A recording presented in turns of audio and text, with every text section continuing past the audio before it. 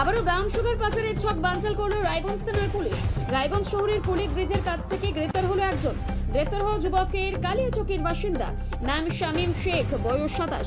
Police জানিয়েছে অভিযুক্তের কাছ থেকে উদ্ধার হয়েছে প্রায় 100 গ্রাম ব্রাউন সুগার, যেটি রায়গঞ্জ শহরের আশেপাশে হস্তান্তর করতে আসছিল অভিযুক্ত। এদিন অভিযুক্তকে পাকড়াও করার পর একজন ডেপুটি ম্যাজিস্ট্রেট দেবদীপ বৈরাগী এবং ডিএসপি রোহন ভৌমিক সহ রায়গঞ্জ থানার পুলিশ টিম ঘটনাস্থলে পৌঁছে মাদক বাজেয়াপ্ত করার প্রক্রিয়া সম্পন্ন করেন। পুলিশ জানিয়েছে ধৃত কালিয়াচক থেকে রায়গঞ্জ আসছিল। আমার নাম দেবদীপ বৈরাগী, আমি recently deputy magistrate and deputy collector DMDC হিসাবে রায়গঞ্জ কালেক্টরে পোস্টেড আছি। আজকে যে ধরা পড়েছে তার নামটা যদি বলেন। শামীম, ওনার নাম হচ্ছে শামীম শেখ। মানে আমরা ওনার কাছ থেকে শুনলাম উনি শিলিগুড়ি থেকে এদিকে আসছিলেন, এখানেই ধরা পড়েছে। পুলিশ নিজের ভিজিলিটির সঙ্গে ওটাকে ধরেছে।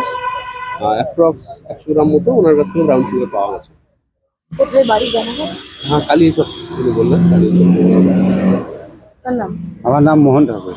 আচ্ছা, কি দেখলেন আজকে এখানে? আমি এখানে দেখলাম যে ওনাকে ধরলো, ধরে নিয়ে সার্চ করলো। আমার সাথে আরেকজন ছিল দাঁড়ায়, উনিও দেখলো, সার্চ করলো। সার্চ করার পরে ব্রাউন সুগার না কি পাতা সেটা তো বলতে পারছি না, কিন্তু ওটা পেলো।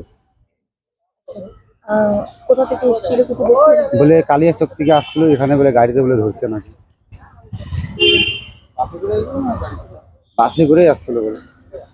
তো আমরা ওখানে দোকানে দাঁড়িয়েছিলাম, আমি সেলুনের কাজ করি, হেয়ার কাটিং আমার, ওটাই কাজ করার সময় তখন দেখলাম, তখনই আসলাম। স্যাররা বললো যে আসুন, আপনি দেখুন, তাই